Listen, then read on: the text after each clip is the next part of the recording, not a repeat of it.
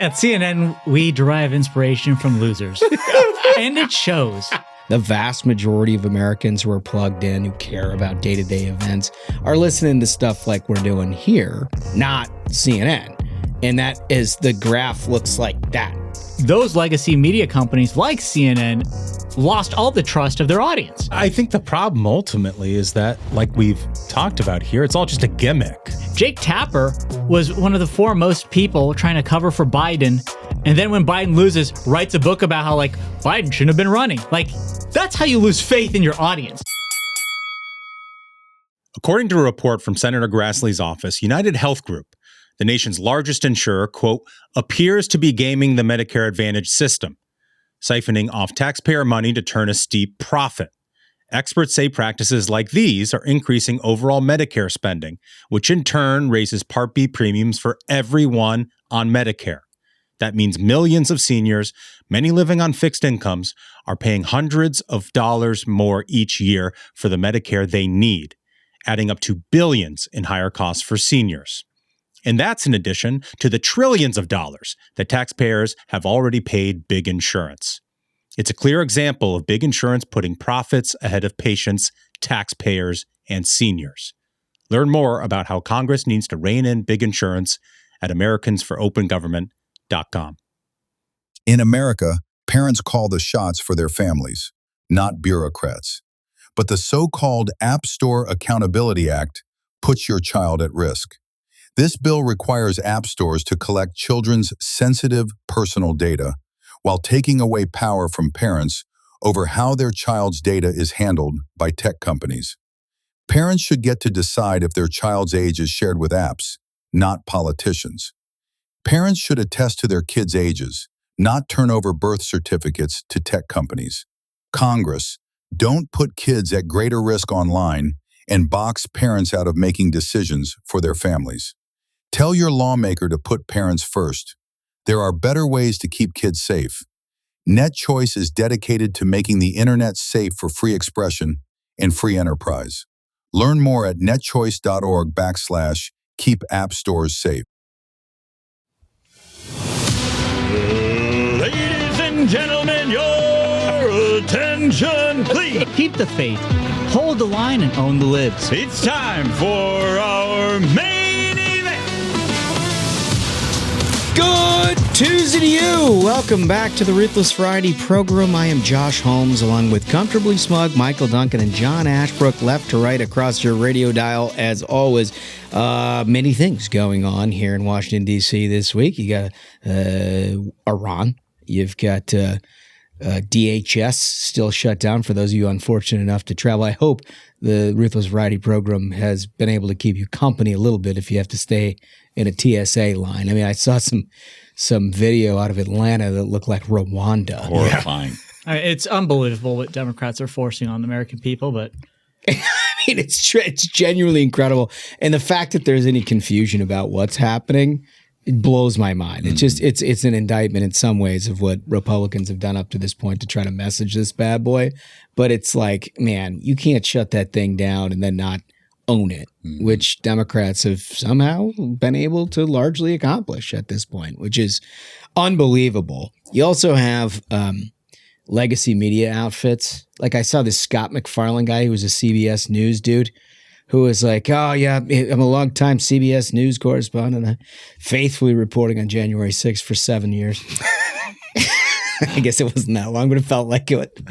And he just resigned, and he was like, oh, but I'm going to take my talents elsewhere. And it's an enterprising reporter, I think is the way that he phrased it. I don't know what the fuck that is, but he was like, I'm taking it to the Midas touch. Midas touch. Straight up like a Dem pack, essentially. Isn't that, they were founded, now they're like a media company, I guess. Yeah. Straight, like, there is no pretense left among journalists of what it is they're doing around here.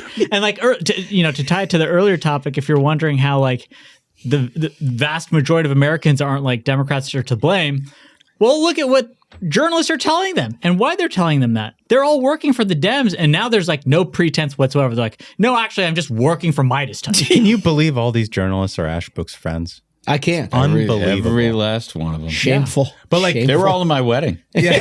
I was in theirs. All of them were best men. Every single one of them. It's an expensive wedding. It is. It is. But you know what? Look, I mean, I can't help but think that this cat's announcement had something to do with Hack Madness. He wanted to make sure that we released our bracket before his announcement, because that would have not only gotten him in the tourney, I think he would have been a decent seed. Yeah. That's the thing is, so we've been telling you folks, Hack Madness, the voting is underway as you're listening to this. Go to my X page to vote. Hopefully you got your bracket submitted this weekend. So many people brought up during the matchups, they're like, Scott McFarlane would have gone deep this year just by announcing, oh no, now I'm at Midas touch. But he timed his announcement, as is often the case. And then you'll also see over the next few weeks, a few of the mid-seeds really try to make a play for an upset. Yeah. You know, so monitor your accounts and see what it is that they're up to.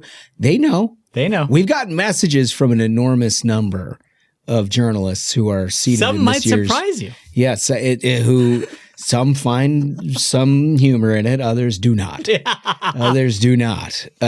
So anyway, we're going to get more into Hack Madness here momentarily, but in the legacy media outfit, there's a funny thing that's happening. When you can't get ratings, and you can't get ratings over a long period of time, you think it's just a different gizmo, right? A different gadget. And like, well, this is, it's because we've been doing things all wrong. And this is often the case for like these big multi-billion-dollar corporate international conglomerates that are like, they can't see the forest through the trees. Any approval process would take like a month to try to figure out like how to reformat. Turns out they fired a whole bunch of people and just did it differently. Like that's the way to do it. But they can't. And CNN is like foremost, I think, amongst them in terms of well represented this year's Hack Madness, I might add. Yeah. But one of this year's formidable challengers, it looks like with a first round lead, Jake Tapper, they've decided to sort of reformat his show. Take a look at clip one. So you're probably wondering, what's going on? Why we're in my office for the first hour of the lead today. So it's an experiment. This is my actual desk where I do my actual work, not the desk in the studio.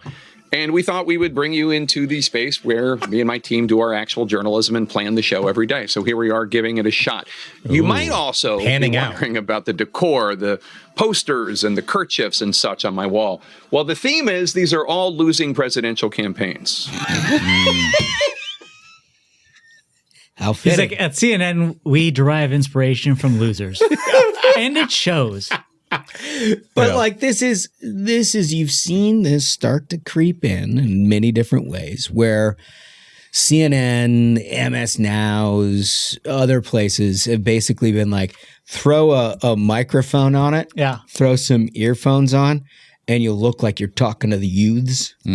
That's the thing is, so the reason why we have more listeners and viewers in CNN isn't because people are like, I want to see a guy with a mic and headphones, and then like I think they're reliable. It's because those legacy media companies like CNN lost all the trust of their audience. Yeah. When you spend years driving your brand into the ground by lying and covering, like Jake Tapper was one of the foremost people trying to cover for Biden, and then when Biden loses, writes a book about how like Biden shouldn't have been running. Like, that's how you lose faith in your audience. But you can trust Jake Tapper because he has a poster of Adlai Stevenson behind him. So you know he's done his homework. And this is my authentic self. Right? But he's not alone on this. Anderson Cooper did something very similar. Clip 2. Analyst and retired U.S. Air Force Colonel Cedric Layton. Also, CNN National Security Analyst Alex Pleatzis, who is Director of the Counterterrorism Program at the Atlantic Council. Alex, let me start with you. What do you think today is the most important development that you've been watching? You know, Cedric and I were talking about it earlier, and in speaking to U.S. and Israeli officials, it was clearly the strike on the gas field on the Iranian side. It's like they think that what the audience cares about is not the content that they're producing. It's the look and feel at some level. And like, that's the funniest thing about, we were not podcasters. We were not involved in media at all, but the niche in the marketplace for why we got into it, and I think why it's been successful, is you give them God's honest truth no matter what, and you laugh and you have fun and you're irreverent and whatever. But the storytelling is based upon your authentic view of what is happening on a day-to-day basis, none of which CNN has ever incorporated, at least not in the last 20 years that I've been around. No, but they're like, hey, a lot of people listen to Edward R. Murrow, so why don't we go to his attic and find 3 microphones, and then maybe they'll like us. Maybe then they'll listen to us talk about open borders. But the irony of it is that if we could afford the studios that were afforded to Jake Tapper every day in that massive, I used to do that show, in that massive CNN layout that they have, like a block from Union Station in Capitol Hill, we would love every second of it. That's the thing, is this is such a fundamental misunderstanding of the problem over there. And it's way easier for management to be like, slap a new coat of paint on it. Let's see what happens. Like, hope that works. That this is an aesthetic problem. The problem is the culture there. When you've got people like Abby Phillip just outright lying, and the only reason they get ratings on her show is because Scott's dunking on her and being honest to the audience. Like, the problem at CNN is an institutional one. It's a problem of losing the trust of your entire audience. That's why they're in third place. That's why Fox News gets 10 times the viewers of CNN, not because Fox News is out there using podcast mics. It's because Fox News' audience knows they're not going to be like Jake Tapper being like, no, Biden's totally fine. He loses. Now buy my book saying that Biden's not fine. You know what I mean? It's true, but as people who've railed against CNN and MS Now for the last 5-6 years on these airwaves, got to say I'm kind of flattered. Honestly. Oh, yeah, that they well, look, they can read numbers like anybody else. Yeah. And of course, when you're losing all the time, you read numbers pretty carefully. And it turns out the vast majority of Americans who are plugged in, who care about day-to-day events, are listening to stuff like we're doing here, not CNN. And that is, the graph looks like that. Yep. It's not, this is hockey sticking, if anything. It's definitely not a plateau for CNN that they thought perhaps in a Trump era you'd get more resistance libs back to the first 4 years where they could kind of spike an audience and that kind of thing. Like, it didn't turn out, and people are consuming information in a different way. But they think just throwing a coat of paint on it, getting some Edward R. Murrow mics, and sitting in the middle, like, that's not it. It's sort of weird to me that they have not internalized the numbers that Scott Jennings Clips does on Twitter. Anytime he dunks on Abby Phillip and everybody on her panel, the numbers that Harry Entman does when he does sort of like just this simply countervailing, just does this like counter narrative poll that shows what people are actually thinking that is different than what the CNN audience has been conditioned to believe is true. Like, I don't know why that's not the stuff that they see, because that shows audience movement. That shows actual people reacting to content. Yep. And that's not what they've internalized. Well, I think the problem ultimately is that, like we've talked about here, it's all just a gimmick. Yeah, It's a gimmick. It's a gimmick because, I don't know if you guys noticed this. I'm sure you did. But now we're sort of artistes about this medium because we've been doing it for 5-6 years. Those look to be extremely expensive microphones, but I noticed the audio fidelity was dog shit. It was. Very flat. They didn't have cloud lifters. They don't have cloud lifters. Perhaps maybe they've put on a too serious noise gate. No hyperdecks. And they don't have the hyperdecks engaged, which are very important. You should see this place before we start recording. It's like the launching of Apollo 11. No, it's NASA for sure. You get the check. But these are important things if you're serious about the medium. The audio is trash. It's trash. Yeah. Well, it's confounding to me. You see the Scott McFarlane thing. You see CNN doing stuff like this. And there's like no real effort to actually provide news. And like, we're not Edward R. Murrow. We're providing you an in-depth sort of under the hood look at things because we've done it for a living and we're laughing about it in the process because there's a shitload to laugh about. And these guys are the most humorless fucks of all time. They just are. It's true, yeah. Like, they can't have fun with anything. Everything's the end of the world. I mean, you listen to that Scott McFarlane thing and he was like, these are the most consequential times in our history. It's like, really? Like, take Marty McFly yourself back to the late 60s, pal. I think you're going to find a different environment. Dude, it reminds it reminds me of Al Gore getting a different haircut and speaking with emphasis about how, no, you aren't listening to me. The planet has a fever. You know, like, dude, you're right. Nobody listened to him before or after. It's true. It's because of the message. So it's an interesting thing, is watching the media. And I do think it links into current events. It's clearly the way that they've covered Iran, of which, you know, most people used to put on the old stars and stripes. And you try to cover your country like it's your country, for crying out loud. Or, you know, this DHS funding. There's only one entity here that is problematic. If you're standing in a TSA line, don't blame Donald Trump. It's nothing to do with Donald Trump. The White House has actually gone out of their way to try to provide some assurances. By the way, they fired the Secretary of Homeland Security during this debate. So like that in and of itself should probably have been a clue that they were interested in trying to come to some kind of an accommodation. But they've delivered a whole bunch of reforms and things that Democrats should be interested in. They're not. Right. And they're not because Chuck Schumer simply cannot risk his job. And therefore has to drive this country all the way into the ditch, whether it's your paycheck last fall or whether it's the stock market all throughout or whether now it's the TSA line and everything else that you're dealing with. It's only one real person to blame on this. I guess you have all of his conference that have gone along for it. But we're going to get to a story here in a bit that will tell you like his conference, not feeling it. Not so sure anymore. Not feeling it. So as the airport security lines get longer and longer, Democrats dig in on DHS. But the messaging from Democratic leadership is truly bizarre. You're going to hear from Timo Obama and Hakeem Jeffries right after this. I've worked at Coca-Cola for 21 years. We're delivering Dr. Pepper from our brand new facility in Dallas, Texas. We're really proud to still make Pepsi products in America. You don't need a college degree to work here, but I put 4 kids through college by working here. This is a great place to work with great people and great American brands. Grocery stores, convenience stores, restaurants, they all depend on us. We deliver great paying jobs. We deliver beverages people love. We deliver for our community. In America, parents call the shots for their families, not bureaucrats. But the so-called App Store Accountability Act puts your child at risk. This bill requires app stores to collect children's sensitive personal data while taking away power from parents over how their child's data is handled by tech companies. Parents should get to decide if their child's age is shared with apps, not politicians.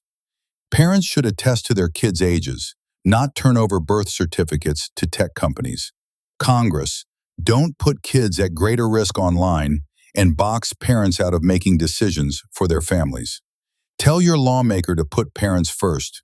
There are better ways to keep kids safe. NetChoice is dedicated to making the internet safe for free expression and free enterprise. Learn more at netchoice.org/keep app stores safe. Okay, so travelers across the country, and it depends a little bit on what airport you're at, because I traveled over the weekend and had no problem at all, but I did notice the photos and videos of places across the country that had just horrible situations where they had to show up 6 hours early for a plane and wait for TSA lines and that kind of thing. And it's just sort of spiraling. It feels like they finally have caught up to the negative consequences of not funding. It was an ideological stand by Democrats, but now like there's actual practical impact on an awful lot of that. So Trump doing what he always does is work outside the box of all of that. And he's like, well, I got people who are funded. Let's send ICE officers in. They're willing to do the job. And Democrats, like, this is the whole reason for the argument in the first place. They don't want the existence of these people. Now they're going to be in the airport. They freak out about all of this. Here's Jeffries in clip 3. What's your response to what Tom Homan revealed here? Well, good morning. Great to be with you. There are 3 things that have been true since Donald Trump and Republicans came back into power last January. Life is more expensive, life is more chaotic, and life is more extreme. What? The last thing that the American people need What the hell is he talking? untrained Life is more ICE extreme. agents to Life be is more extreme, deployed boys. at airports all across the country, potentially to brutalize or in some instances kill them. We've already seen how ICE conducts itself. These are untrained individuals when it comes to doing the current job that they have. Yeah, so that's that in case you didn't catch what the crooked mouth was telling you. What he said was basically that if ICE officers go into airports, they're going to kill you. Dude, they're down that bad. Mm-hmm. The thing that's really interesting to me is I think it's incumbent on all of us, every sane American, to make sure as many people realize that right there, Hakeem Jeffries, Chuck Schumer, it's the Democrats who are responsible for this. But if you see ICE agents at the airport and you know TSA is not funded, here's the thing, ICE is funded. The whole theoretical purpose of why Democrats have shut down DHS is because they're like, well, we want to withhold funding from ICE because they're capturing illegals who we're hoping will become voters for us. ICE is operating. So your whole point of forcing Americans to suffer through these TSA lines is for nothing. Democrats are doing this for nothing. They're just causing the misery because their base of support is a bunch of deranged theater kids who are like, show me you're doing something. You're like, okay, we'll make everyone's lives miserable. And they're like, okay, good. Like, that's what we want. You can understand how the Democratic Conference gets walked off a cliff when their leadership is a guy like Hakeem Jeffries. I mean, look at that. I mean, you watch that clip and the dead eyes. Oh yeah. She asks the question and he does three things. The performative, oh, great to be with you. Three things that have nothing to do with the question that was asked. Life is more extreme. Like Timu Obama has to be plugged in the wall so he can download the talking points for his TV interview. This guy personality is the leader of how he is in line to be Speaker of the House of Representatives. Third in succession. Mm-hmm. If they were to win in November. He's just so dumb. It's genuinely incredible. He's not done. He's talking a little bit more about this in clip 4. People, it's the reason why we are in a DHS shutdown right now, because Republicans have refused to agree to the type of bold, transformative, meaningful, and dramatic reforms we are demanding in order for the Department of Homeland Security funding bill to move forward. Bold, transformative, all those things. What the fuck is he talking? Well, it's impossible to blame the other side for a shutdown when the dependent clause of your sentence is your demands. Right. Like, he's so stupid, he doesn't even know how to make an argument. And the thing is part of why he's got his work cut out for him is he has to find a way. I think everyone saw clear as day from the 2024 election that Americans don't want an open border. They do not want illegal alien criminals, through our cities, through the towns in America committing murders, violent acts. They don't want to have that argument. They don't want. That's the thing is, so he's got to find a way to message, we don't really want ICE. We want an open border. When we had the chance, when Joe Biden was asleep at the wheel, when we put him up there, we had an open border and that's what we wanted. But he cannot be honest. That's why they hate ICE. That's why they're willing to let Americans who work for ICE, or why they're letting Americans who work for TSA not have a paycheck, struggle to make ends meet. Yeah. They'd rather American citizens suffer than the illegal aliens who, to them, are the most important part of their base. Truly right. CNN will never ask him the question based on the fact pattern that you laid out, that ICE is funded. ICE is operational right now. CNN will never come back at him and say, well, you know that ICE is functioning, even though DHS is shut down. So now, given that ICE is functioning, what are you going to do to get TSA agents paid? What are you going to do to get the DHS operational during a time of war? So here's the thing. It only would make sense. If Jake Tapper did that, he wouldn't need a goofy-ass, fake-ass podcast office. No. Because that'd be You don't need the headphones. You don't need the microphone. You could go do the $10 million set just fine. They're like, so Jake, here's your options. You can do journalism or we give you a goofy ass set. He's like, goofy ass set it is. Give me the goofy ass set. Give me the goofy ass set. But I mean, look, the whole thing with DHS breaks down to ultimately the same situation we found ourselves with last fall, which is, oh my God, there's a healthcare crisis. We created a system that has broken. We did it on a partisan basis of which none of you voted for, and no Republican in the country thought was a good idea. In fact, like campaigned upon and tried to repeal. If not for John McCain, would have gotten it done. And it broke. And so now we need you to pony up another $1 trillion to try to subsidize this failed system, or else American consumers at this particular moment in time are going to be unduly disadvantaged by it. Like, never mind the fact that anybody who's been in Obamacare has watched premiums go up 20, 30, 40, 50% over the last like 5 years. It was last October, which was the real concern, because they had subsidized in COVID a basically write down of people, a tax incentive to go do it. And that was expiring under the Democrats, by the way, because they wrote that way. But they were saying that this particular moment in time was the moment of crisis. They shut down the government for the longest time that the government in the United States of America has ever been shut down as a result of it. They finally whimpered and reopened and wanted a vote, and they gave them a vote and it failed. Nobody's talked about it since. Yep. Not a single, like, where's Chuck Schumer on that? Where's Hakeem Jeffries on that? I thought that was last time, this is 6 months ago. Right. I thought that was the existential. The existential crisis facing the American consumer was that thing. And it just wasn't. Like, they just don't talk about it. So now this is the same thing that is happening with Homeland Security. Oh, it's Minnesota. And the White House has sort of met their demands in terms of what do they want for reforms. And they're like, nope. Now you don't hear about it. And that's the thing is this further reinforces the absence of leadership that Democrats have. Chuck Schumer, Hakeem Jeffries, they're not cut out for leadership. It's clear. It's clown car stuff. And their base, and as a result, this quote Democrat leadership is they're just doing chicken little temper tantrums. That's who we're dealing with here. They're just having temper tantrums, and they're willing to shut down the government. It's not they're adult willing to leadership. give you lines at airports. It's like you said, it's not adult leadership. It just isn't. So, but they have to turn to somebody to sort of amplify this. And of course, it's like, if you can't go to the comedy shows with Colbert and whatever at night, like, you got to, I guess MS Now is going to have to do. So Joe Scarborough happily, duly obliges, and he puts up this in graphic one. Republicans once again killed TSA paychecks. There's no spinning this by Republicans. TSA agents and the Coast Guard are working without pay because Republicans keep killing all efforts to pay TSA agents. And then he links to an article. Do you want to see the title of this article? Graphic 2. DHS shutdown stretches to 35 days as Democrats block funding. Amazing. So if you click through, there's no spinning this.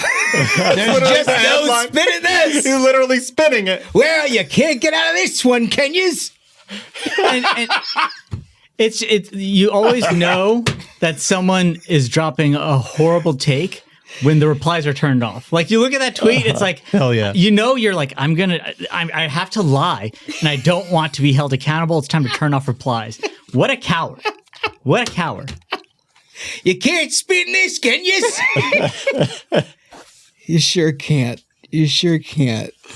All right. So listen, part of this all intertwines with Hack Madness, which is a pride and joy of the Ruthless Friday program. One of the, I would say, central tenets of why we did this show in the first place was to point out to everybody across the country who the worst offenders were in this kind of genre. People who just make shit up as they go along. They take nothing but DNC talking points. They try to refashion it as news, lie to you. And like, can we pull and cull together as a community who we think are the best 64 and every March do Hack Madness? Voting is underway, Smug. That's right. I mean, as we speak, there's voting that's happening. You go to @ComfortablySmug on X. I have it pinned right at the top. I mean, a lot of these matchups are incredible. And I love seeing all the replies, the quote retweets of people, because like we take this very seriously. We will not put your thumb on the scale to try to decide. This is decided by you, the people. So you see folks shouting out, being like, remember when Jake Tapper said this, or remember when Caitlin Collins said this. And this is the time of the year where you hold them accountable. And I tag every single one of them. Oh, it's the best part. On Twitter. All their handles are tagged. That's why they get lippy. They get mad. Yeah, they get lippy about it. You know, when the committee put this bracket together, we all had our differences with some of the seating. But one of the things I think worked out very, very well is the committee decided to have a little bit of fun this year. And they put Olivia Nuzzi in a play-in game versus Ryan Lizza, and Olivia Nuzzi won. Yeah. And now she's facing off against SV Date. Yeah, the number one seed. And it looks like she could taking win. it to him. She could win. Which, look, that is, I think, somewhat indicative of the audience that's voting on this thing. Like, if you lived within blocks of 1600 Pennsylvania Avenue, SV Date would be a 95.5 on that. But because of the rest of you across the country, you have opinions about that. We respect it on the Ruthless Variety program. Your voice is the same as everybody else's, and we're going to see who wins this thing. And a lot of people very interested in this year's Hack Madness. We had over 1,500 people fill out prediction brackets for Hack Madness. Yeah, in just 36 hours. Yeah. Yeah, that's amazing. Which is amazing. It's an amazing thing. People and that's not even so. Like, also, folks have been replying with photos of like, they printed out the bracket sheet, they filled it out at the Old office. school. Everyone's like, I mean, it's one of the most fun parts of the year, and I think this year is also it's the 7th annual one, which I can't believe that much time has flown since we started this thing, but.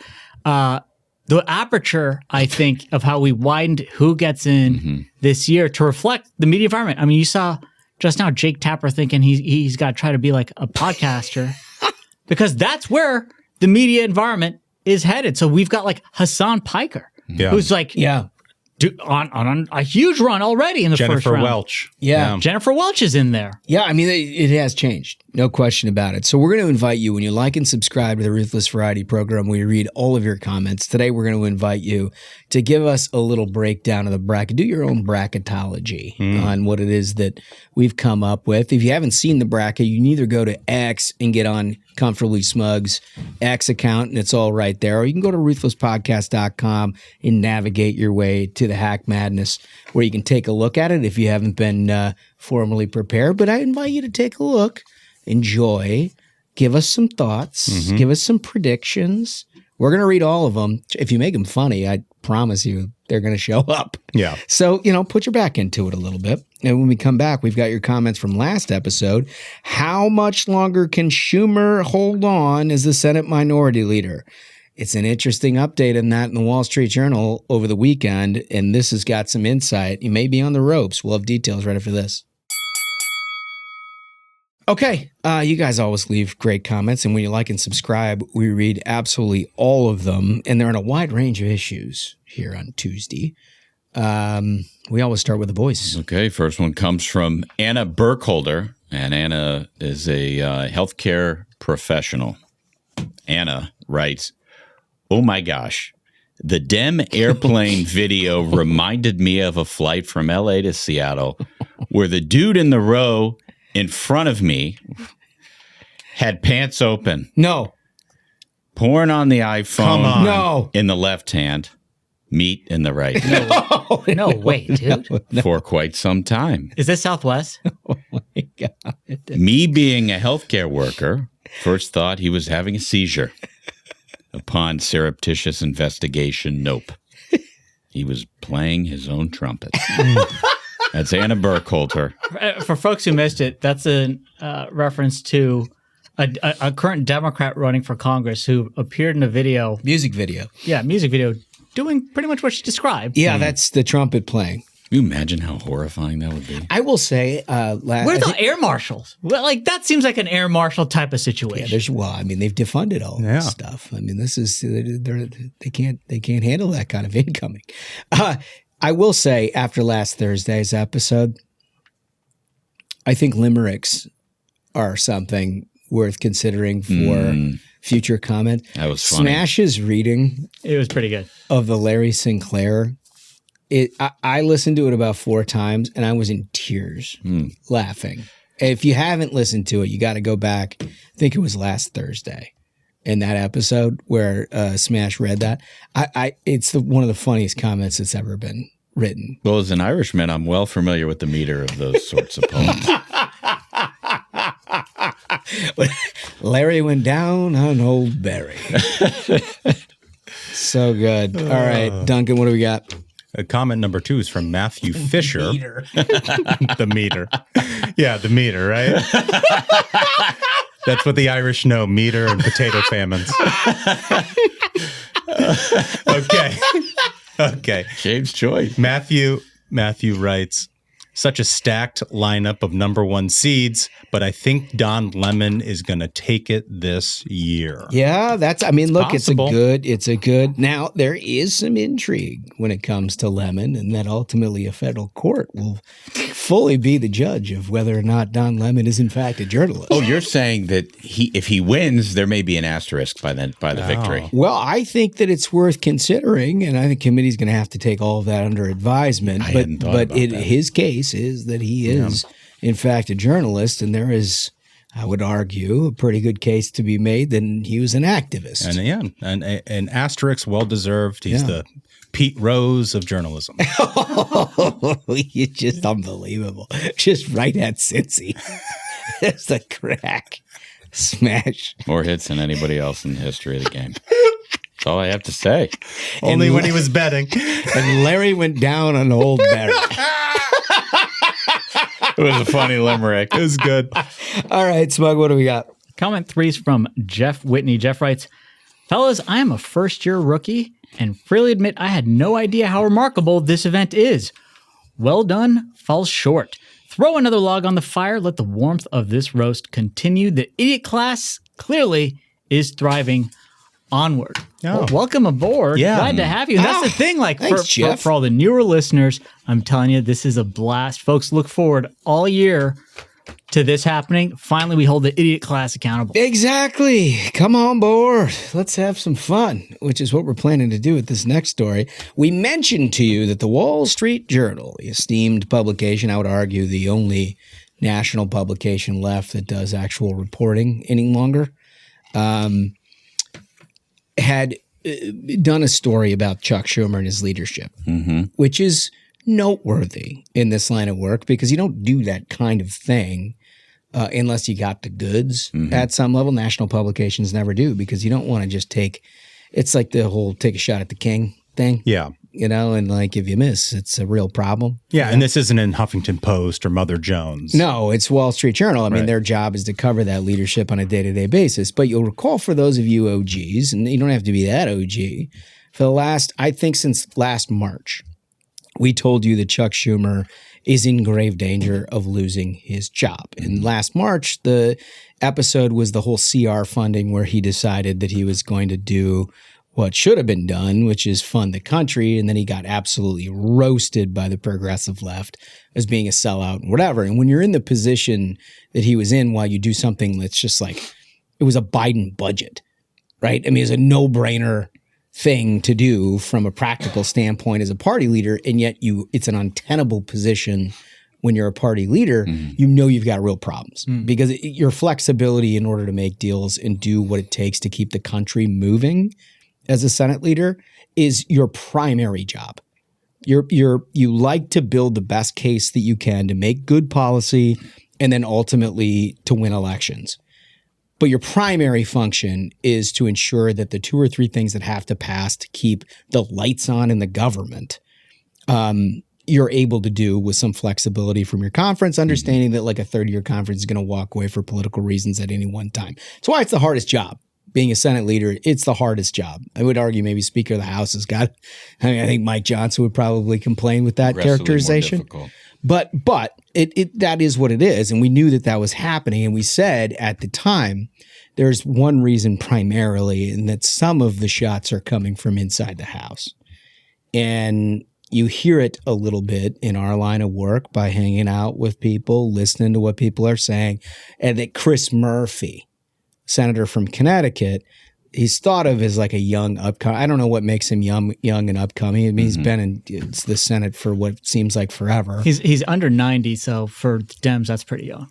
He's under 90, and he divorced and on the market and dating like dark money artists. And that kind of, so I guess that's what makes you young. And so he makes all the qualities they're looking for. Yeah. So anyway, Before you get into this story, can I just make one observation? Please. I noticed on the byline here, the first name, Siobhan Hughes. You guys will remember this. She was the only one with the courage last 2 summers ago to write that Joe Biden is slipping. And they all attacked her Democrats for it. were concerned about him as their nominee, and they attacked her for it. All the other endlessly. journals were like, aren't you ashamed for these lies at the time? Dude, you're so great right. reminder. Very well sourced among Democrats. The other name that catches my eye here is Eliza Collins. This is somebody who has written about Western Democrats for a very long time. Then She's Arizona. covered yeah. the Arizona riot. Arizona used to be a state represented by 2 Republican senators. Today it is a state represented by 2 Democrats. Yep. And, Nevada has 2 Democrats. She has sort of covered the fall of the Southwest for Republicans and the rise of Democrats, very well sourced with those Democrats. So Interesting. You can believe that this is a well-sourced article. Interesting. All right. So the story is growing frustration with Chuck Schumer spurs talk of replacing him. Now, again, I think that's a huge deal. You've heard it on the Variety program for what? Now a calendar year. It's not murmurs anymore. It's bubbling over. But when the Wall Street Journal is doing it, it's an entirely different thing. And it means something. And part of it is your I hesitate to say responsible because I don't think there is any. But people who are concerned politically about their own standing being marched off a cliff every 6 months in a government funding fight that ultimately their constituents take it to the face about, coupled with his progressive left that just doesn't think that this guy's on their team at all. And the combination of the two has created a real problem. So some, this is according to the Wall Street Journal, some Capitol Hill Democrats are discussing how to get the New York senator to step aside as minority leader amid concerns about his negotiating style and midterms strategy. Senator Chris Murphy. Surprise, surprise. For those of you who listen to Ruthless, you knew this 1 year ago. But for those of you just tuning in, the Wall Street Journal has illuminated this for you. He was dining with progressive activists, as one does. Can you imagine what a fucking miserable dinner. That's got to be the worst dinner possible. Oh, and this is my favorite part about progressive activists. They were at a French restaurant in Washington's Georgetown neighborhood. Oh, yeah, of course. That's where you meet the grassroots. Which is the toniest part of town, at a French restaurant. Which I'm guessing was Le Chaumière. Yeah. Which is I think that's exactly where what Ashbrook hangs you'd out with his expect. Chernobyl. Every night. I'm guessing every that's what single it was. night. He makes deals over foie gras. Mm-hmm. Yeah. Anyway, when the conversation turned, Escargot. We're just gonna name French foods. we're just gonna go. You got anything else? Jabun. Croque Madame. Yeah. French toast. Okay. Now we're reaching. Okay, all right. When the conversation about how to advance their legislative priorities turned into a thorny question. What to do about Senate Minority Leader Chuck Schumer? That is incredible right there. Yeah. That's like a place for mom. Like they're having the uncomfortable conversation. All right, what are we going to do about Chuck? Somebody's got to get her driver's license first. That's the thing. We got to take his car keys. And then we slip the brochure across the table. Assisted living, it's for you. Yeah, maybe Dick Durbin could be a visiting angel. A lot of people live independently there, Mom. They got a restaurant and everything. Oh, this is sad now. Now it's mean and sad. Now it's mean and sad. To the surprise of some attendees, the Connecticut Democrat, a rising star in the party's left flank, responded that some lawmakers have been doing informal counts to see whether enough votes existed to remove the New York Democrat from his leadership position, according to people familiar with the mid-February dinner. That's not that long ago, boys. And it's only gotten worse. Anyway, Murphy explained that Schumer had enough backing to remain as leader, but the disclosure stood out nonetheless because it revealed that frustration inside the Senate had reached a high enough level that some Democrats were actively contemplating about how to oust Schumer. Mm-hmm. Murphy is among the group of senators whose top advisors have grown increasingly dissatisfied with Schumer's leadership, according to people familiar with the conversation. That group includes Elizabeth Warren of Massachusetts, who's been initiating. This isn't interesting. Initiating. They've got the goods because the Journal's not going to put that in print unless they've got the backup to prove it. Great point. And it could have been denied and they couldn't have printed it. It could have been denied. She wanted it written. That's the she's thing. initiating She conversation. wants it out there. Yeah, that group includes Elizabeth Warren of Massachusetts, who have been initiating conversations with other senators to gauge frustrations with Schumer, some of the people said. Senator Tina Smith of Minnesota has also been active in discussion. I think that that's the lady that looks like she's got like a fucking mop on her head. Yeah. I mean, this is one of the least impressive human beings you've ever seen, but apparently she's like a progressive darling. I'm sure she begged to be in this article. Oh yeah, she's like, no, I'm smart. I'm smart. And then at the same time, Elizabeth Warren is straight up being like to the Journal, tell Chuck I want him to know it was me. Like, yeah, straight up. No, that is what happened. That's what happened. Her advisors have spoken with other Senate staff about different scenarios to challenge Schumer's leadership, other people said. So, go through this Murphy stuff, and he's kind of like a little bit, I mean, clearly at some point, these journalists had to go to the Schumer office. They got wind of it, and they asked Murphy to kind of walk some of this back. He didn't do it firmly, though. Could someone infer that someone was keeping account? Maybe. But that's not what I meant, Murphy said.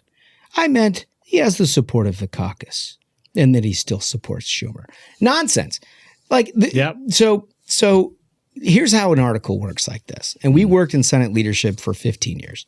The way that this thing works is there is an event that happens that you've got the goods on. There are multiple sources that are confirming what a conversation was about. In order to do your job as a journalist, you can't just blind source the whole thing. You've got to go back to the principals that were at the event, and then you've got to go to the person who is the subject of it, which is Schumer. And when you go to the subject of it, you've got somebody who's ultimately in control of the Senate staffing and procedural stuff where those senators ultimately report at some level. And no doubt that what happened was the Schumer operation then goes to Chris Murphy, and they're like, you need to clean this up. Like, you need to do it. And he's like, do I? And he kind of like doesn't fully, right? He's like, someone could probably infer. So that means that's not what I meant. It's likely that a source of the story said they had dinner with Murphy, and Murphy was talking about a count against Schumer. Yeah. And then they asked, hey, the source says there's a count against Schumer. What do you say to that, Murphy? Someone could infer. Someone could infer. When I said count, they could infer that I meant count. That's not what I meant. But that's not what I meant. What I meant was count. I mean, dude. What I meant was he has the support of the caucus. Yeah, that's right. Yeah. Yeah, that's it. So they call it the Chuck Chuck movement. The Chuck Chuck movement. Before that, I just want to say real quick, in this part, it said, this is from the Journal, they said in more than 4 dozen interviews with Democrat senators, candidates, current and former congressional aides, activists, and advisors, many said the concern about Schumer's leadership was widespread. Ooh. 48 interviews. 48 interviews. This isn't like we talked to 2 guys and they said that this is... It's a lot of people. There's a lot of people that want meetings between Democratic chief of staffs on Senate business often veer into airing discontent with Schumer and how to pressure him to step aside as leader after the November elections.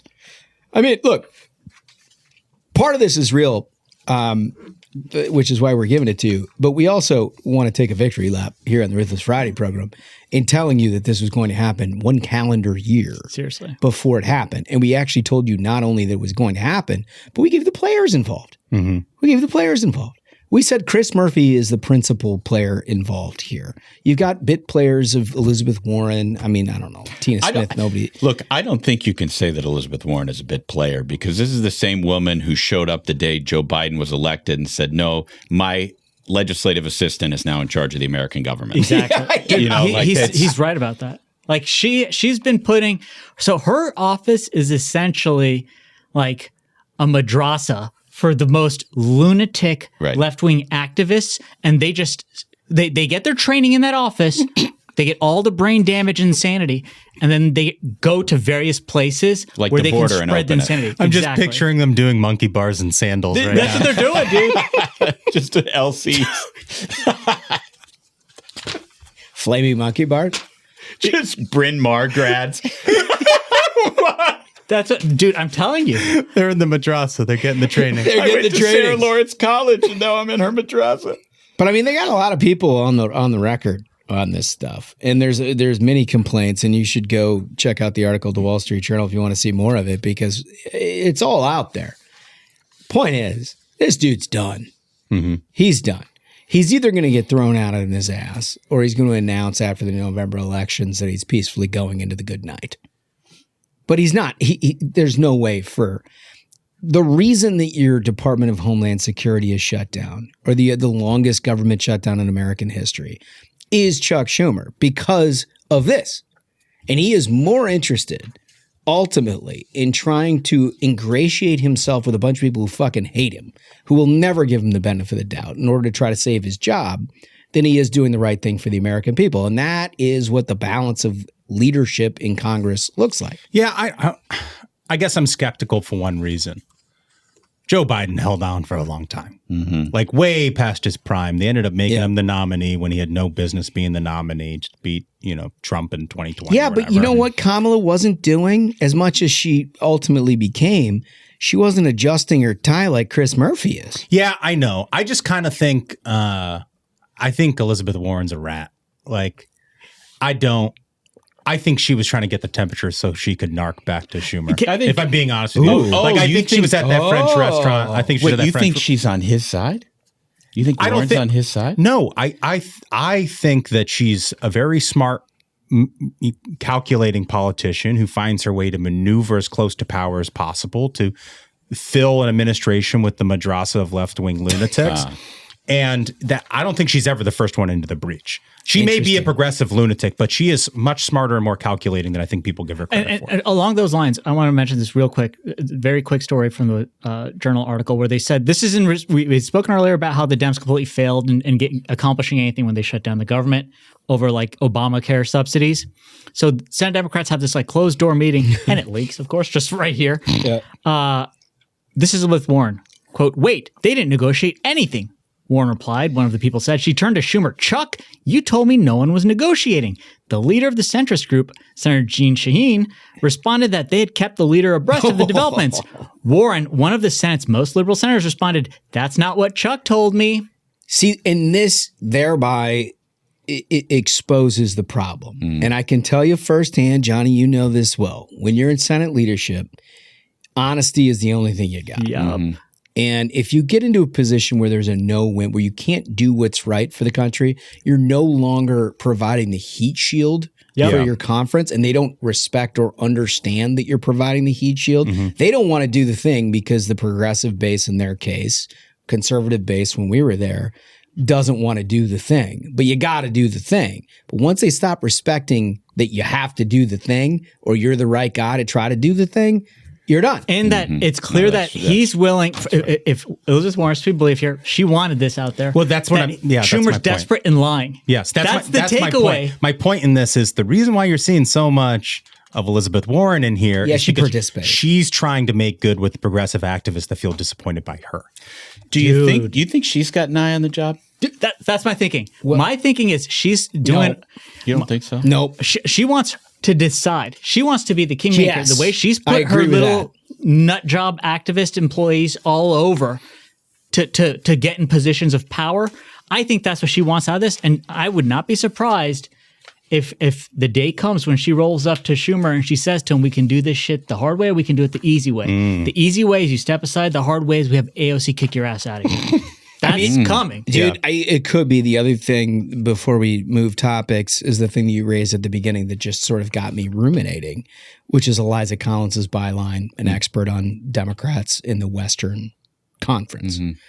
And talented journalist. I'm sure she's got way more sources than just the Western, but she's very well sourced in that. Right. Who doesn't show up in this is like Ruben Gallego, right? Or Jackie Rosen, or Brian Schatz, or Masto, Cortez Masto.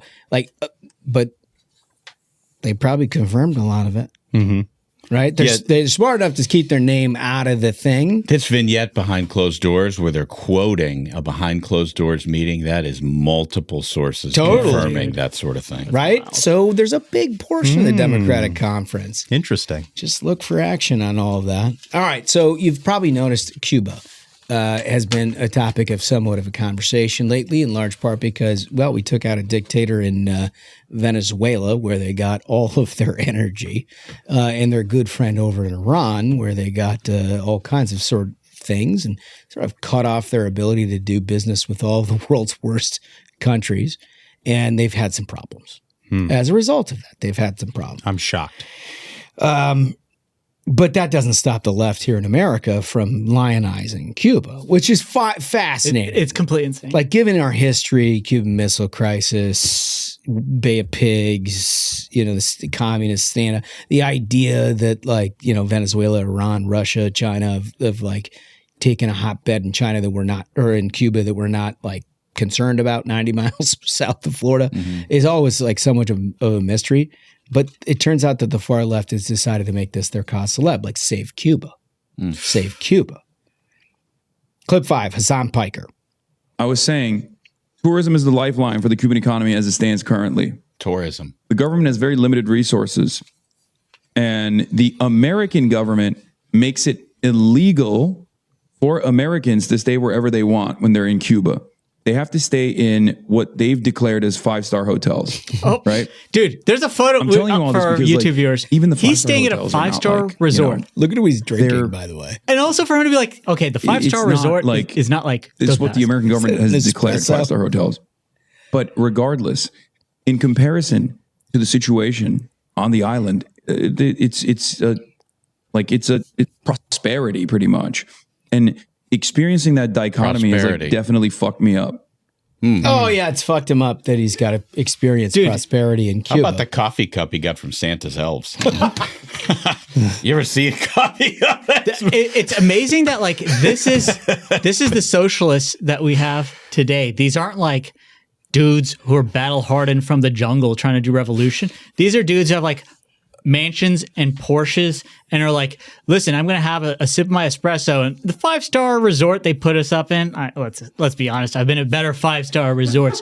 These are the guys that are like, Viva Castro, we're here on the island for your glorious revolution. This is the revolutionary vanguard. This country is experiencing like countrywide blackouts, and he's streaming at the same time. He's streaming.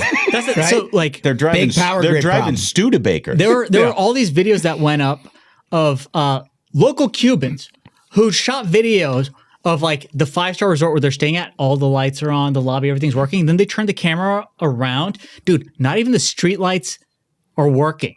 Nothing is. Hospitals don't have power. These guys are in a resort. So the progressive left that is giving you a dissertation on how uncomfortable that they feel living in 5-star resorts as they go down to protest the American influence on Cuba and drinking out of an espresso cup. Let me just, if you have to drink anything like this with your pinky up and you're doing it while you're lamenting the powers that be, it just doesn't land. No. It just doesn't land the same. No. And so they're not alone. I mean, you mentioned the grid issue. Yep. Code Pink had something to say about that. They threw a big concert down. Okay, they're international now. Did you know that? Yeah. International. I've got a bit on that too. Code Pink is international. Well, anyway, clip 6. This is the concert that they have thrown down in Cuba. So where it's like the speakers, the light show, all this is power. They're like crowd surfing and having a good time. The rest of the island doesn't have power. These are a bunch of like left-wing influencers and Code Pink essentially partying, having a concert just in the face of people who have no electricity. Like, that is so insane. Couple things. First, Mike Solana, friend of the program, publisher of Pirate Wires, had a great tweet where he says about these idiots. They flew to an impoverished prison state, celebrated the government responsible for a 50-year humanitarian crisis, and painted the locals a mural with, quote, notes of love. This is among the most vile kind of human the Western world has ever produced. Yeah. That's the thing, is like the left is essentially anything against America is their position. We've been discussing this, how they think if America is involved in anything, they're evil and the other side must be right. This he's not hyperbolic about that. It's ghoulish. I mean, it is ghoulish. It's also very funny that like Code Pink will see what's going on in Cuba, travel to Cuba, and then be like, we know your country is going through a lot of shit. We're going to have a concert so we can raise awareness about all the shit you're going through in your own country. Streaming back to our country. Yeah. And to connect a couple things, you'd mentioned like, oh, apparently Code Pink is doing this international stuff. Those stories on Fox News that you mentioned about the like Chinese connected. Oh, Astronomani's writing. Yeah. Right. This guy, Neville Singham. That's the guy. So apparently one of the co-founders of Code Pink is married. Right. To that dude. You're right. And there was reporting, I want to say it was either CBS or Fox News who had it this past weekend, that one of the progressive groups in Cuba that was helping host all these people and arrange the logistics and everything is connected to Cuban intelligence. Oh. Talk about useful idiots. They're just right? That's 100% true. These people are just making propaganda. It's just for enemies of America. It's unreal. One final thing I just want to say is like taking a step back on this, right? Like they had the socialist revolution in Cuba back on the 1950s or whatever. So like they've been a communist country for a very long time. Yes. This should be paradise for every American leftist who complains about, we don't do enough renewable energy. We don't have enough socialism here. Everything should be free. Yeah. And then they show up on the shores of Cuba and suddenly nothing works. And they don't for a second think like, oh gosh, maybe my entire worldview is wrong. They're like, actually, you know what? This is all America's fault. This deal. I mean, dude, I couldn't get the espresso cup. It was too much for me. I mean, where's their solar panel electric grid, right? Weren't they just going to harness because it's going to be renewable? But you cut off their oil from Venezuela and suddenly their country doesn't work. Dude, it's even better. Greta Thunberg was like, they need access to oil. Fossil fuels are bad. I take both of these positions. He had 60 years to figure it out. Couldn't figure it out. They were so close. We were so close to getting real socialism. Turns out a lot of sunshine down in Cuba. Shame you can't harvest it. I mean, incredible. All right, you guys want some variety? Yeah. Always. This, I haven't seen the clip on this. This is a little bit cold to your host over here. I don't know if you guys have seen this or not, but it strikes me as something that's going to be abhorrent. A 500-pound man was hoisted out of a 15-foot hole on a construction site in Pomona, California. Clip 7. Back to Gil Davis and Sky 5. Gil, what can you tell us? Dude. Wait, feet up? Well, for the first time, John and Sam, we're seeing the man coming out of the hole here. I'm going to come out to a wider shot as the man above him, the rescuer, the confined space rescuer there went down twice into the hole to secure the man and get him harnessed up. Now they are pulling him up, and they're going to get him on a gurney here in a short time here. But you can see a very difficult rescue here for the LA County firefighters that are on scene. It's all started You're not getting those pants up, pal. That's when they got the call. The man that fell in the hole about 15 feet down. Now, the good news is he was been alert and talking the whole time to the rescuers. And so now they're going to take him to the hospital quickly. Okay, so the man was not a construction worker, and somehow he ended up in a hole, according to ABC 7. The LA County Fire Department's heavy rescue. Dude, this is brutal. Like, they have a heavy rescue? It's called heavy rescue. It's a heavy rescue unit. I mean, because you got to make sure you got the right cylinder of operations when you're dealing with something like this. The heavy rescue unit was in charge. Anyway, eventually able to hoist the man before he was rushed to the hospital. Unclear if he suffered any injuries. My biggest question here, fellas, I've seen people have to cut holes in roofs to pull fats out. And then there's been I think documentaries about people who have required holes be cut in houses in order to get out and stuff like that because they've just sat in there and just become too bad. This man apparently was out and about. Well, see, that's the thing, and that makes me feel bad for him, really, is because he was out there getting some exercise. Dude, that'd be the worst case scenario if he's like, today I turn a new leaf. And he puts on some tennis shoes and he's like, I'm going for a walk. I'm going to turn this around. Today's the day. Do you think maybe he created the hole? I don't think so. It's so dark. Here's the thing. That is so dark. It's a large man. I'm just saying. I don't think he could have shoveled it. I'll be frank. No, I'm saying maybe his pure size created the hole. Bro, that's like he tripped. I don't think so. It was a sidewalk. He just tripped. He was in the sidewalk. He tripped. Put it down. Boom, 15 feet just like straight up Looney Tunes style. They're like, get the crane. The heavy rescue unit is on its way. I think the state of California is a hellhole. I think that they have no concept of how to manage and maintain public utilities and sidewalks and the basics of everyday life. And so when a guy like that, maybe he could have skipped a meal here and there. Maybe he was taking an exercise break. I don't think it's his fault. I think it's California's fault. A break.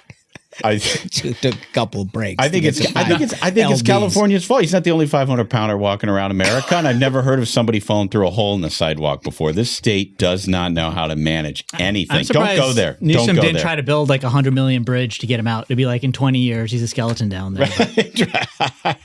We're going to fast rail him out of there. What you've come to expect from the Ruthless Friday program in firm defense of the Fats. Moving on, Clip 8. This happened in Washington, D.C. So, the prediction markets, they've been making a big play in the nation's capital, in large part because there has been a little bit of consternation about their role in the world, in that they are not legally classified as gambling. They're more legally classified as commodity trading in a lot of ways. And the Trump administration has indicated that they have some open view to all of that, CFTC people and everything else. And so they've been trying to make incursions to a bunch of lawmakers who've introduced a ton of legislation over the last couple of months, saying basically like what's to prevent insider trading, what's to do. Because basically what the way that this works is that they have markets that are open for literally anything. It's not just sports betting. It's literally anything. It's like, do you think that Ukraine can last another week in the Russian war? And people like put heavy money one way or another. And like the concern from outsiders has been on Capitol Hill, what's to stop somebody who's actually like on the front lines of all that, watching it, putting down a bet one way or another. And so there's been a lot of discussion about all that. So they've tried to like ingratiate themselves in the Washington, D.C. community. In doing so, Polymarket announced that they were going to have a new thing. It was kind of a catchy thing where they were like, we're going to open a new bar. Oh, yeah. I was kind of thinking I wanted to go to that. Yeah. So they're like, we're going to open a new bar where you can, quote, monitor the situation. Yeah, because that's sort of the meme on X is like, I'm monitoring the situation. You're just basically watching the news and you're refreshing your You're doing nothing different than somebody in Topeka, Kansas. Yeah, but it's a fancy way of being like, I'm glued to my phone to see what's breaking news. Yeah, exactly. So they set up what was supposed to be an entire bar full of screens that are into every single thing that's happening live around the world that you could go to and like, have a good time, but monitor the situation. Well, it didn't turn out that great. Clip 8. This is their grand opening in which they had, I'm told, 80 televisions that were none of them were working. That not a single one of them was able to work. Not one. Well, you can't monitor the situation without monitors. Yeah. So that's sad to see. That's a tough deal. It's a shame because, the way you described it sounded sort of like a B-dubs for current events. Yeah. And I wouldn't mind showing up there. That's the thing is like the idea is actually pretty good. It is and pretty it's good. the right town for it because you're never going to find a higher concentration of people who want to monitor the situation and know everything that's going on. But like their execution, even if it were an ideal execution, what the hell's a live band doing there? Yeah, it's a great question. It's all to do is blocking the monitoring of the situation. Yeah, like you don't need a live band. You can have like some background music or whatever. But the most critical part of this is the monitor. You cannot monitor the situation. No situations are being with monitored. every TV screen off. Where like it says here that they had a partial power outage that caused the entire TV system to fail, and they had patrons waiting 90 minutes in the rain outside for the day. Like, okay, I'm going to say something a little bit harsh because I disagree. I don't like this bar idea. Oh, you don't like it? And the reason why I don't is like, this is Washington, D.C. Do we really need another bar where nerds stare at their phones? Oh, we got a lot of those. Interesting. We got a lot of those in D.C. Nerds staring at their phone is an epidemic here. There's no question about that. Well, what if if in your theory you have them all concentrated? So then they're all monitoring, and then you go to any other bar, and it's like fun. It's like life used to be, of where people are just like having a drink and talking conversing. To each other. Yeah. It's not like Ashbrook, where like you try to talk to him and you're talking to him looking at his phone. You know what I mean? Catching strays. He's like Ashbrook. If you have a conversation with Ashbrook, you never see his eyes. You just see him firing off emails to journos and occasionally like, "Oh yeah, Says the you know guy what I mean? who wears It's sunglasses. unbelievable. But I pay attention, my friends. I talk to him. I'm sure. And so, like, this guy, I mean, if anyone would have loved monitoring the situation, but Ashbrook. Because then he could be like, I'm monitoring the situation. I'm not going to listen to you. It's obvious. We'll keep you updated on whether that thing lasts more than a week, but it didn't get off to a hot start. It was a tough opening week for that particular outfit. Listen, we want to get to an interview here. And you'll recall that our promise to you at the beginning of primary season was that we were going to give you every single one of the candidates in all the states that matter that are ultimately going to make up majorities, House and Senate. And we've created a map, ruthlesspodcast.com/map, where all of your states are highlighted when we conduct these interviews. And so you can click on them before you have to vote, see what the candidates have to say themselves. And we promise to do our level best to try to get you all of the candidates that you could potentially vote for. Texas is a kickoff to all of that. We had all 3 Senate candidates in. You cast your ballots accordingly. Can't help but think we played a role in some Texans ultimately coming to the conclusions that they did. And now we move to the great state of Louisiana. You have an incumbent Senator, Bill Cassidy, who's with us today. I think Congresswoman Julia Letlow is going to be with us later on in the week. And Fleming, the third candidate, is going to be with us at some point. I know we're in touch with their teams. So we're going to build out Louisiana for you by touch. It's simmering like a deep brown roux. Yeah. Yeah. And you know, look, we just kind of ask the questions and get to know the people a little bit, and you'll know whether or not you think these people are someone you'd vote for or not, which is the whole point of what we're doing here in the Ruthless Variety program. So our interview right here. I want to welcome back to the program. I think he's been here 2 or 3 times. Senator Bill Cassidy, how are you, sir? I'm doing really well. Let me compliment you guys like you're still in business. You know what I'm saying? I know. You've seen us in worse times. Yeah, tip of the hat. So good for y'all. I appreciate that. That's the only guy not wearing a hat. Yeah. Well, things are going better in the studio than they are in the United States Senate. In all fairness. I think just about every place in the world except maybe Tehran are doing better than the United States Senate right now. You know? I was like, that's probably right. Look, I know you got a big race coming up, and I know we want to talk all about that, but you got to give us a little look under the hood of what's going on in the Senate, specifically in regards to DHS funding, of which, you know, look, a lot of our listeners have been trudging through airports, as I know you have, and then this SAVE Act and all of that kind of thing. Can you give us just an update of where you think things are headed? Well, first, the overview. I'm a gastroenterologist, so the metaphor that immediately comes to mind is fecal material hitting a fan. You know what I'm saying? So there was one of my people that was supposed to come up yesterday. Yeah. And she was so sweet. She's always sweet. But how could she be anything but when she waited 5 hours and missed her plane because of the long lines at the New Orleans airport? Wow. And so it's infuriating. And if you think about the TSA agent, they're like many people in the United States.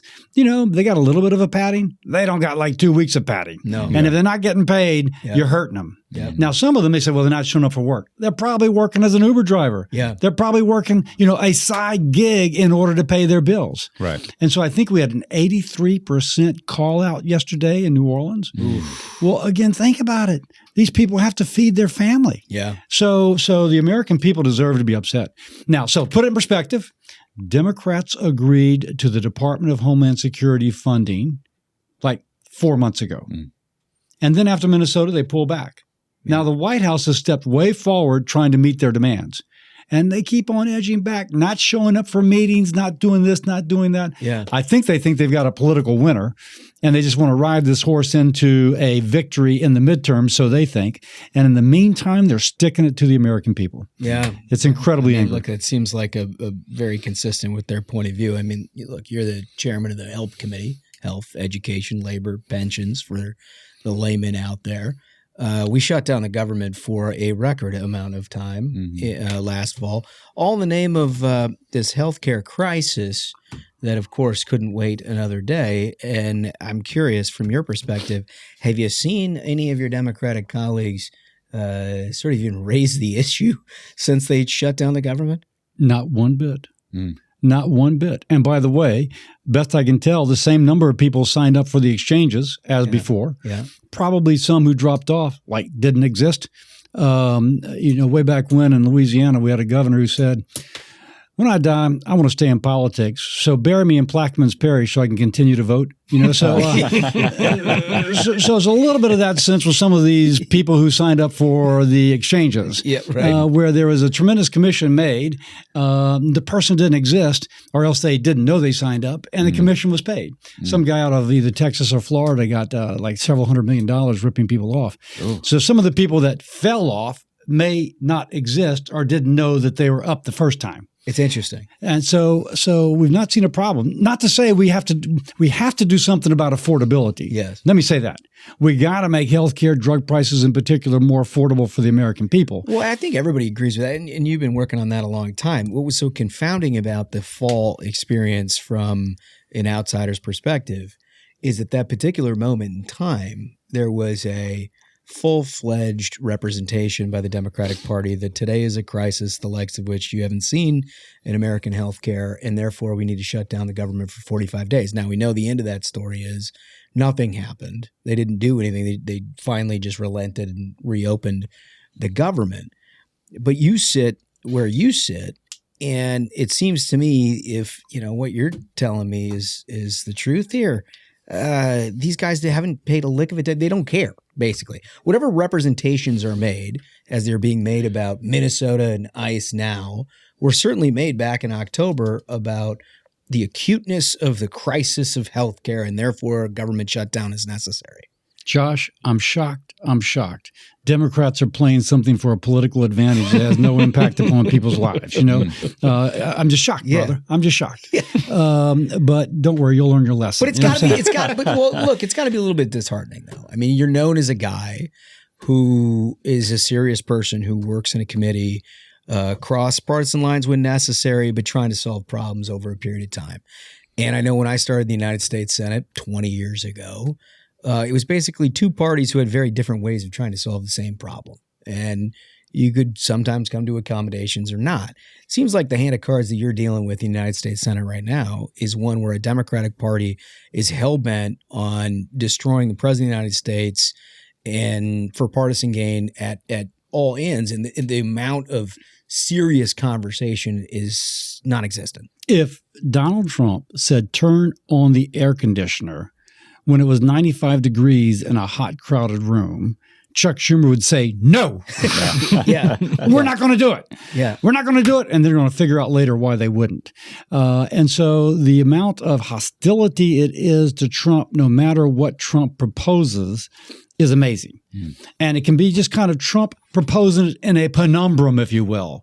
It's like his White House does, his administration does. It doesn't have to be a true social. It's just like, well, this is our counter offer coming from the White House.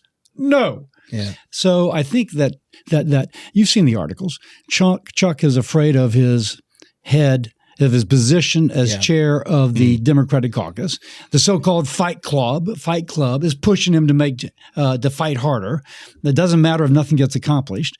They just want the symbolism of quote unquote fighting. And in the meantime, we have lines that are 5 hours long getting through TSA and good Americans having to take a side gig to pay their bills. Yeah. I mean, how do you think all this ends, though, ultimately, with the Democrats? Are they going to relent on the DHS funding? Do we, pass funding through reconciliation? I know there's been some of that that's been floated recently. I'm just sort of curious what you see as the end game here. Sooner or later, going back to my metaphor, when things hit the fan, it sprays on everybody. And pretty soon they're going to get sprayed too. Yeah. My colleague John Kennedy yesterday went up to do a resolution you saw that, right? They wanted to pay everybody. And is there an objection? And Brian Schatz, without identifying himself, I object, and immediately stalks out. And Kennedy Kennedy, he just did a wonderful job. Yeah, if you're going to try to do a theater thing, you probably shouldn't do it. Kennedy has the floor. Oh, not at all. I mean, it was a cross of a Southern lawyer and a Southern preacher, but whatever it was. Is something wrong? Yeah. Did Senator Schatz get sick? He just walked out the door. Yeah. He didn't even identify himself. Totally. Okay, somebody make sure he's okay. Send somebody after him, make sure he's okay. And it was just like masterful. They don't give a dang. Yeah. And I think no one frames an argument better than John. Yeah. And John was framing the argument that they don't care. Yeah. And he did a great job doing it. Yeah. No question. Senator, as you know, Louisiana is a gigantic state, a lot bigger than people, outside of the state probably know. And I know you're traveling around north to south. I'm wondering what's on people's minds the most. Is it safety? Is it the economy? Is it healthcare? Some combination of those three things. They got to be able to afford their life. By the way, my race is about who can make their lives better. Mm-hmm. But right now, people are having a hard time paying their bills. And so how do you do it? And I say, by the way, I'm the senator who's here to do good for the state of Louisiana. My opponent, she's there doing very well for herself, making stock trades. Mm. You take a pick. Mm. You take a pick. And so how do you make it more affordable? I've already mentioned working with the president to lower the cost of prescription drugs. He signed into law my bill that I helped negotiate to squeeze the pharmacy benefit managers about a month ago. Mm-hmm. We've got to increase. Well, another way to make things more affordable is to create better paying jobs. So the infrastructure bill that I helped negotiate, which my opponent voted against, brought $13.5 billion to my state. Mm-hmm. Now, $13.5 billion is a lot of jobs. Mm-hmm. And the latest amount is $1.35 billion to make sure that everyone has access to high-speed, affordable internet. Mm-hmm. Now, I like that because it creates jobs, but you guys are still doing well because of the internet. Mm-hmm. Now, think about it. This is really a game changer in terms of how things go. There's a guy in a very small town in Louisiana who's got an international audience. His name is Kearney. International audience in this little small town, shipping jambalaya mix around the world, celebrating Louisiana's culture because of the internet. Out of a small town in Louisiana, he is worldwide. Yeah. Pretty cool. Yeah. Mm-hmm. So when you say that you are making sure everyone has access to high-speed, affordable internet, it's not just the jobs. It is joining the modern economy. Mm-hmm. Mm-hmm. So that person with a good idea who lives here and not in a big city can live here and communicate with the world. So it's a strategy. Again, I'm here to make my state and my country do good, do really good. And my opponent, if you need a financial advisor, I'd call her. Well, let's talk about that Senate race because, look, you're in an interesting position in that you've had a love-hate relationship with the president since he came down the golden escalator. There are times where you were allies on everything. Obviously, the president has gone a different way in your particular Senate race, but you have now had, multiple terms where you're making the case, your people of Louisiana. Is it still possible in this political world that we live in to make a case directly to your constituents without sort of the national environment sort of just taking over whatever message that you're trying to bring your constituents? There's a good quote from Samuel Johnson, nothing like a hanging to sharpen a man's mind. Now, is that what we're dealing with here? Think about it. Think about it, Josh. You're at a kitchen table and you can't afford your bills. You got a truck that's 15 years old. You can't afford to buy a new one, but it's a gas guzzler. Mm-hmm. And now you're paying $100 more a month. And your wife's got an old car as well, and she's paying $100 more a month. And you already were stretching to pay your bills. Yeah. Now, that sharpens a person's mind. We need somebody who's trying to do good for me, who's trying to create a better job for me. I was speaking to a town hall meeting at a facility in St. James Parish. And by the way, it's the last aluminum building, the last aluminum plant in the United States. China has we got one left, and China, the rest of them are over there. So aluminum, making aluminum is like something we need. Yeah. And so I'm at a town hall meeting and I spoke about affordability. And I had management, I had union, I had, the clerical help. Everybody's nodding their head yes. Mm-hmm. Everybody is connecting with the fact that these have been tough on families. And just when they were starting to catch up because inflation was moderating, good wage growth, boom, now they're hit again. Yeah. So I am here to make my people's, if you will, in the United States and in my state, make life easier for them, more affordable for them, some place where they can afford to take the better vacation, to send their child to the better school, to have a better future. And that's all. That's what I got to run on. Yeah, that's what I do all the time. It's interesting, right? I mean, because I think in this day and age, everything Donald Trump sort of blots out the sun. And you've seen an awful lot of politicians seeking re-election over a period of years in the modern era, basically just try to mirror back whatever it is that the president is doing, because there's no real way to work through your party's nomination process. You've taken a different route on that, and in many ways, I think, is a case study about whether or not this is a period of time that operates like all the political punditry thinks it does, or different, that you have a relationship with your constituents that transcends any president at any point in time. So when you talk about Democrats using this as political theater to advance a political agenda, everything you're saying is laced with the idea that this is wrong, that this is not the way the Senate should work, and this is bad for the country. It just is just interweaved with everything you're saying. Well, that's the opposite. The opposite is that when you're up here, you're busting your ear in, trying to make things better for the people you represent and for our entire country. And I can look at the things that I've done. The Halt Fentanyl Act, when the president signed it into law, he said it was one of the most important bills he had signed that year, giving law enforcement more tools to fight cartels shipping in fentanyl. Yeah. My Support Act, the president signs. My Support Act giving more resources to help people who are addicted with serious mental illness come off their addiction and to treat their serious mental illness. My IRS Math Act to keep somebody who makes like a minor innocent mistake on their tax return from getting turned every which way but loose by the IRS. You know, you don't mess with the IRS. Well, let's make it so the IRS doesn't have as many excuses to mess with you. Yeah. So I could keep going down the list. Yeah. But these are important things that are important to our country.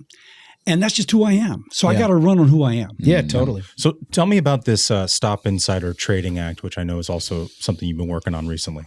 So, Michael, let me ask you. Do people trust Congress? No. No. So used car salesman, somebody selling crypto on TV, and then there is the member of Congress, right? Yeah. And if you ask them, they think, well, people are getting rich in Congress. So you've got to make Congress function better, you've got to restore people's faith. Now, my wife and I have not traded individual stocks for quite some time. Yeah. By the way, my opponent, she's done quite well. And by the way, she's done well, just to point out, trading stocks that have had business before the subcommittees upon which she sits. Like defense stocks, which had a subcommittee hearing 2 weeks prior to Iran hostilities breaking out. And this is Letlow we're talking about? Yeah, did pretty well on those. And Pelosi, the president calls out Pelosi, gets a standing O from the R's. Probably would have gotten a standing O from the D's, except they, kind of tribal loyalty. That was the highlight of the State of the Union. Is Pelosi standing? She didn't like this. I was kind of looking to see if Letlow was standing, but that's another issue. So point being, let's start by restoring the American people's faith in our elected officials, that they're not trading on what would be considered by them insider information. Yeah. It's not only good politics, it is good policy. It has always astounded me. Good politics is good policy, and good policy is good politics most of the time. Yeah. And so in this case, most of the time, most of the time. But in this case, the good policy is good politics. Stop the Insider Trading Act. Yeah. Johnny?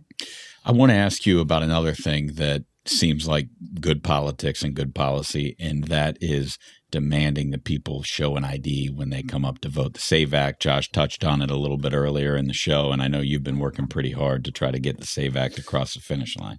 What do you think is the outlook for that? Well, nationally, 83% of the American people like it, including 70% of Democrats. But in the United States Senate, it's not going to get a single Democratic vote. They're standing on the barricades for I'm not quite sure what. we've had the same effective law as is currently written in Louisiana for a couple decades. Yeah. And remember I told you the governor who wanted to stay in politics, so bury me in Plaquemines Parish so he could continue to vote. We probably used to have a little bit of that, a little bit. Louisiana, a little Huey Long action. You've got a rich history of that. Rich history. Like way back when I read a biography of Henry Clay when he ran for president against Andrew Jackson. And Andrew got more votes in Plaquemines Parish than people who lived there. Yeah. So anyway, and Andrew got the state and we were a swing state and it changed history. Yeah. So all that said is that we've been doing this for like 15 years, and something which used to be kind of like a punchline is now you don't hear about it. Yeah, right. It's just a no-brainer. Yeah, and totally bipartisan. And like people like don't complain about it. Right. And it's not like, if you've got an election where one portion of the electorate or another or both sides are energized, you get great turnout on both sides. Yeah. And so I just don't see a problem with it. Do you think I've heard that Fetterman supports the concept? He supports the concept of voter ID. I'm just wondering do you think that there's a chance that they break apart some aspects to the SAVE Act and add them to DHS and maybe get to the finish line that way? Is that even you're possible? more into the process than I am. Okay.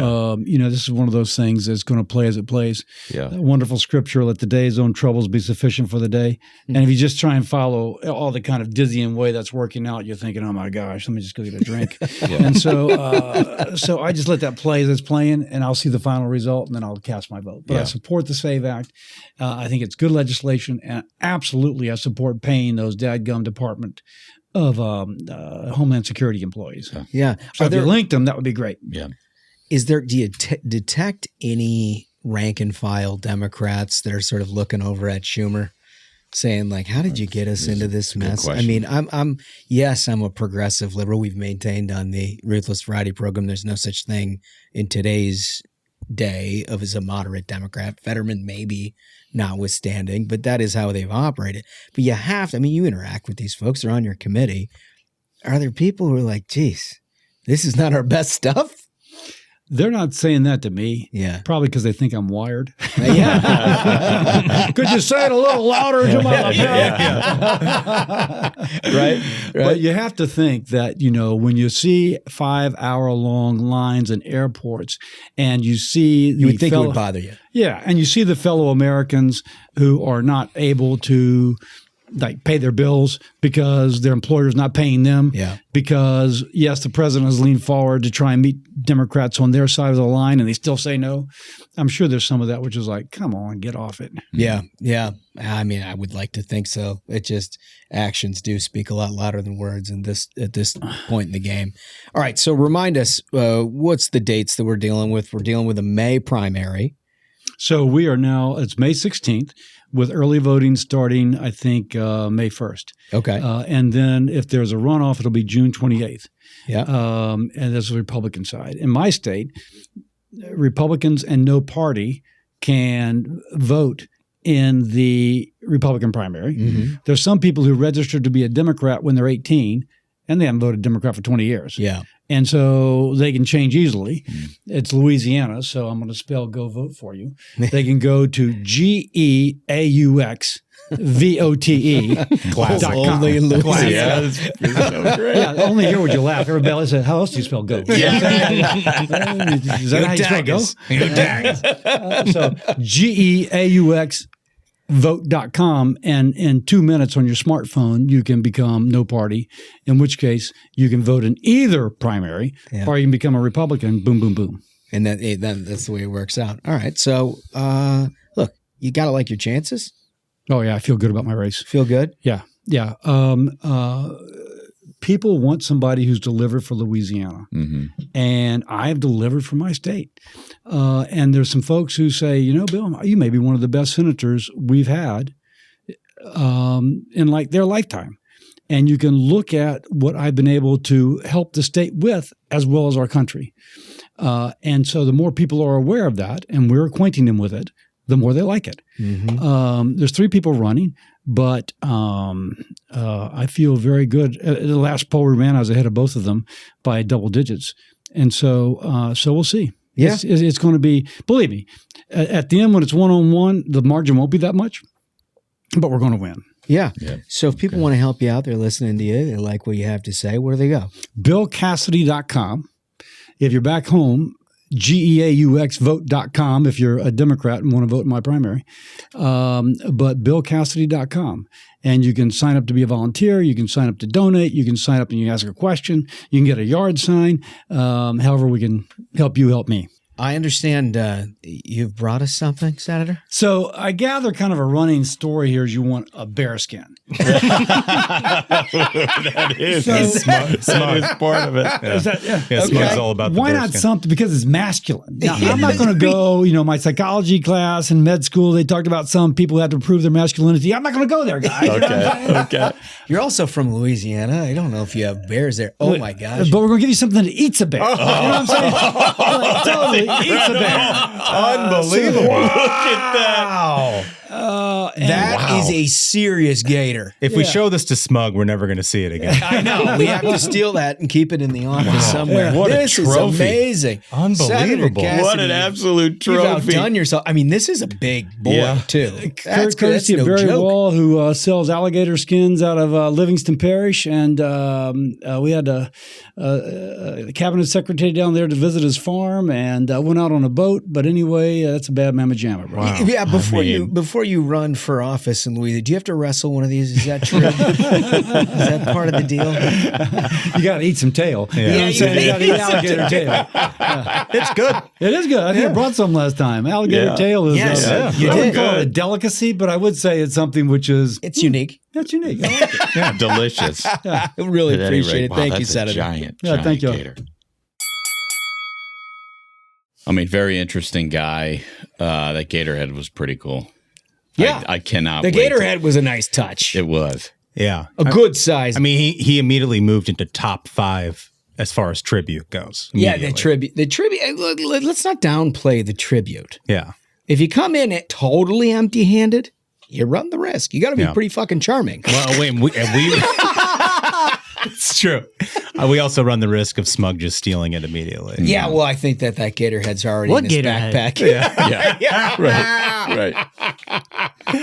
Yeah. Listen, it's sort of a thing. But anyway, that's the interview, and we're gonna have Let Low later. We'll have Fleming after that, and I just think that this entire discussion is really important for all of you, regardless of whether it's your state or not, to just get a flavor for who these people are, because you're not going to get it anywhere else. Yep. Right. You're never going to have an open-ended conversation about stuff, world events, get to know the personality and why they come to the conclusions that they are. You're certainly not going to do that on social media. And I don't think that the mainstream media has either the time or the inclination to try to do what it is that we're doing. So it's an important service. You go to that map, click on it, let us know what you think. You can add that to your comments, but leave us a comment when you like and subscribe. Also on Hack Madness, break down that bracket for us a little bit.